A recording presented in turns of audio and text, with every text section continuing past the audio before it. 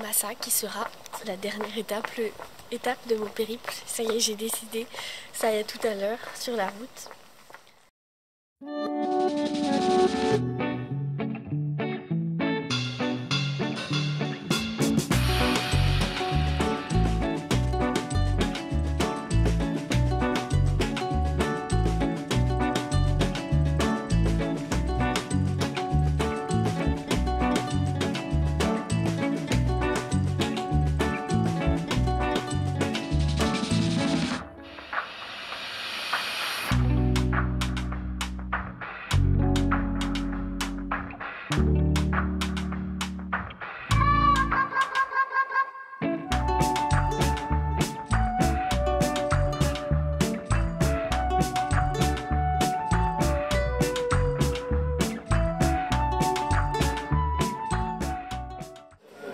Et voilà la montée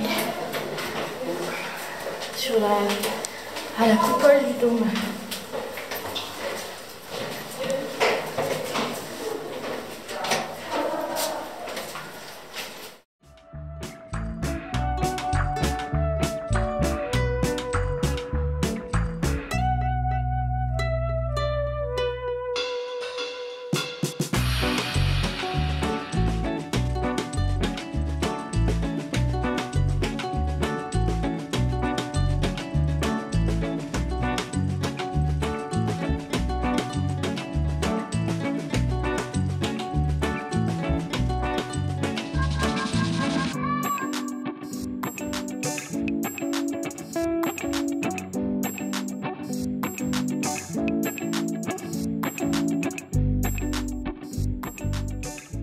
Coucou. Là je suis dans le train pour le troisième train de la matinée parce que le premier était en retard, ce qui fait que j'ai raté la correspondance. Celui dans lequel je suis montée n'était pas direct, donc troisième train jusqu'à San Miniato, qui est pourtant à 44 km de Firenze, mais bon, c'est pas grave. Le temps a l'air de se dégager, il a plu beaucoup cette nuit, il y a eu de l'orage pendant des heures. Mais là, ça a l'air de se dégager, normalement, il ne pleuvra pas aujourd'hui.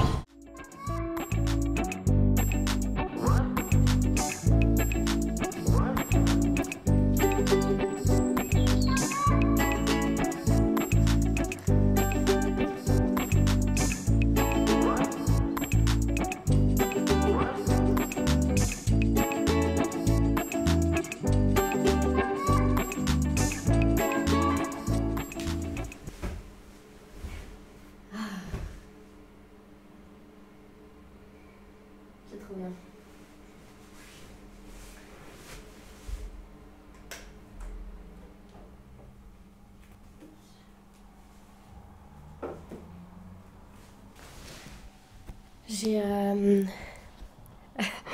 C'est mon super micro.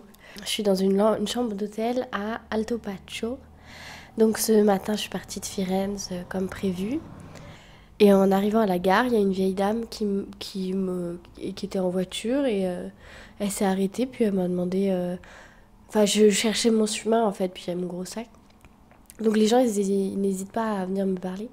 Et là, je lui disais que je remontais vers le nord et elle m'a proposé spontanément de m'emmener quelques kilomètres plus loin en voiture. Et en fait, c'était une partie qui allait pas être intéressante avec de la route et puis sur qui passait dans des agglomérations.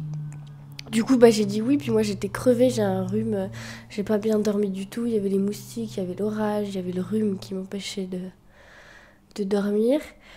Et du coup, j'ai dit oui, avec grand plaisir, et elle m'a emmenée peut-être 8 km plus loin, à Fucecchio, je crois que ça se dit. Et là, j'ai commencé tout de suite dans une partie boisée qui était sympa. Et j'ai fait 12 km au lieu d'en faire 28, je crois. Donc c'était parfait pour le peu d'énergie que j'ai. Et en arrivant, j'ai appelé un hébergement qui était normalement gratuit pour les pèlerins, mais qui est fermé à cause du Covid. Et j'ai vu qu'il y avait cet hôtel. C'était 40 € la nuit. Je me suis dit, bon, c'est hors budget, mais enfin ça va. Ça reste... pas cher pour une chambre privée.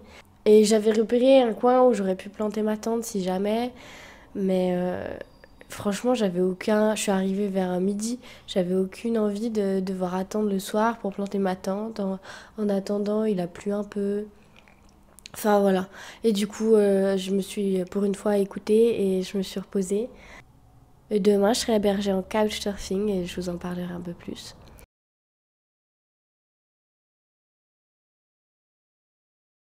Épisode de marche entre Alto Pacho et Lucca. Le chemin en lui-même n'avait absolument aucun intérêt, c'était un peu moins de 20 km. Surtout sur de la route, dans des agglomérations, même traverser des nationales avec beaucoup de passages. Mais il y avait une très très belle lumière d'après la pluie qui était magnifique. Et il y a des jardins, des plantes qu'on retrouve pas en France et j'aime bien. Il y a plein de grenadiers en ce moment avec les grenades qui sont de plus en plus mûres. Ça me donne envie de piquer tous les fruits dans les jardins des gens. Et Lucca est une très jolie ville avec un grand centre-ville ancien entouré de remparts. C'est très joli. Et c'est vraiment agréable. Après, l'après-midi était un peu longue. Je suis arrivée vers 13h. J'ai pu poser mon sac quelque part pendant 1h30. Là, j'ai à nouveau mon sac à dos, mais je suis un peu fatiguée. Puis bon, j'ai fait un peu le tour.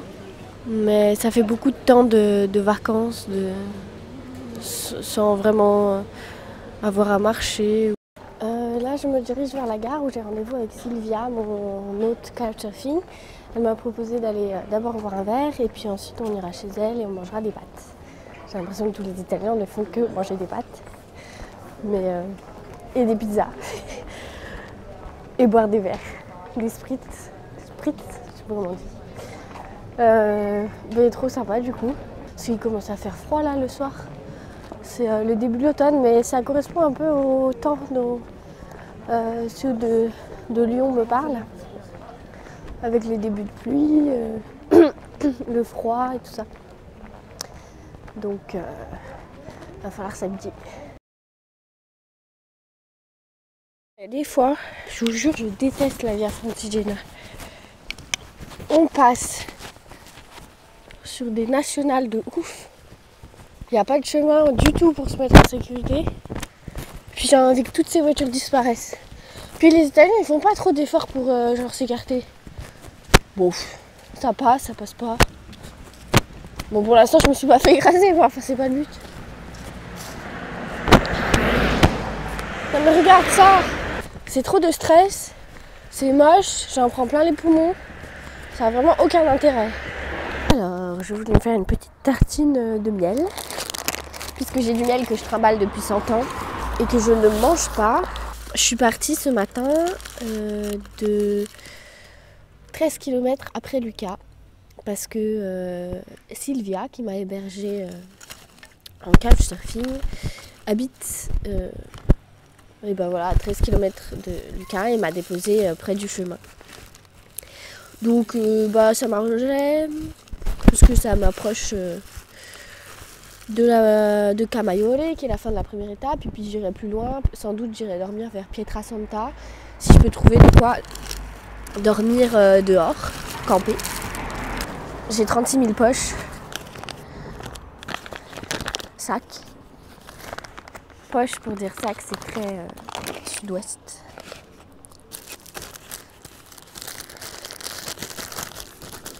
C'est une très chouette rencontre, j'ai passé une bonne soirée hier et Sylvia elle est très sympa, elle parle français alors c'était agréable de parler français. Bon, le bémol c'est les voitures, je suis en train de faire une sorte de saturation de la voiture et du bruit, ça me tue. Mais a priori les prochaines étapes vont être plus dans la montagne, donc avec un peu de chance il y aura moins de route, j'espère. Et je me rapproche de la mer mais pas assez pour aller se baigner. Et il y a les 5 terres pas loin. Les gens ils se demandent pourquoi je parle toute seule. En français. Par contre, c'est le retour des montagnes, enfin, même les premières montagnes italiennes, c'est le début des Apuane Alps. Du raisin. Et encore des kakis. Trop envie de kakis. Arrivé à Camaiore. J'ai acheté du pesto di pistacchio. C'est super beau. J'adore le goût de la pistache. Et là, c'est un régal.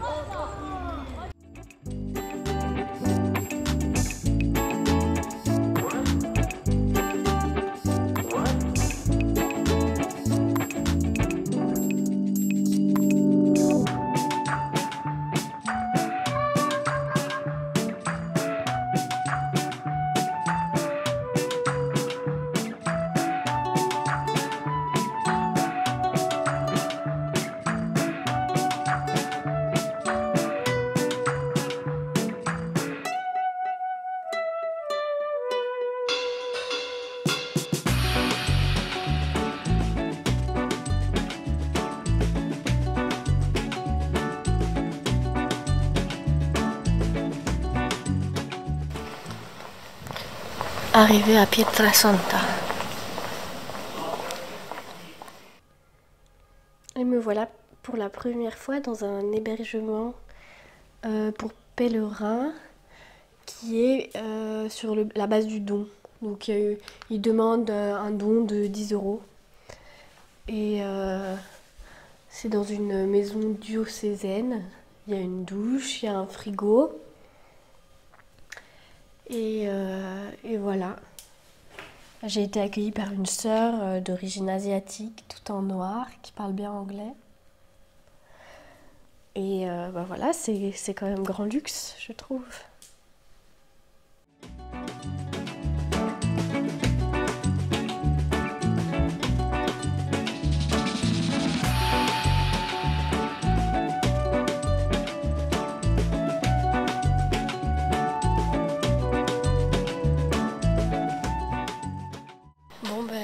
Pietrasanta, oh là, il est où mon micro? C'est une très très jolie ville. Avec là, les façades deviennent.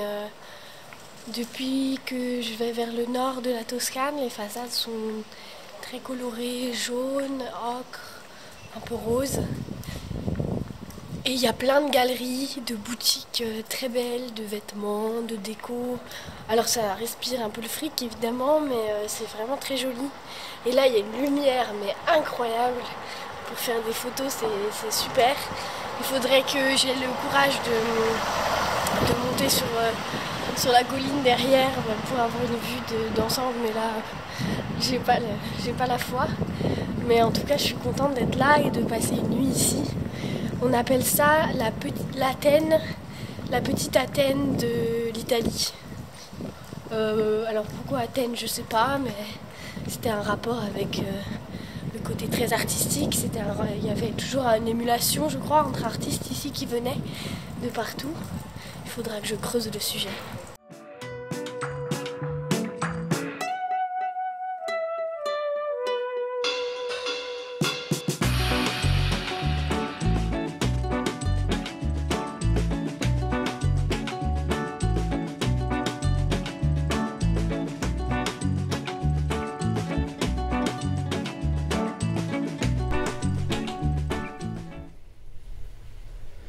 Eh bah dis donc, je m'attendais pas à de telles parois rocheuses dans les Alpes apuanes. Petite plantation de cannabis, je me dis tiens, je reconnais cette odeur, qu'est-ce que c'est?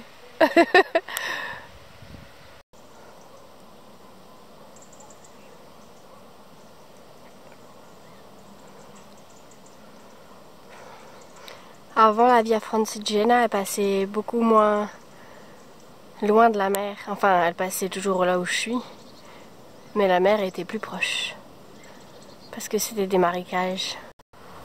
C'est dommage que je passe pas par là-bas.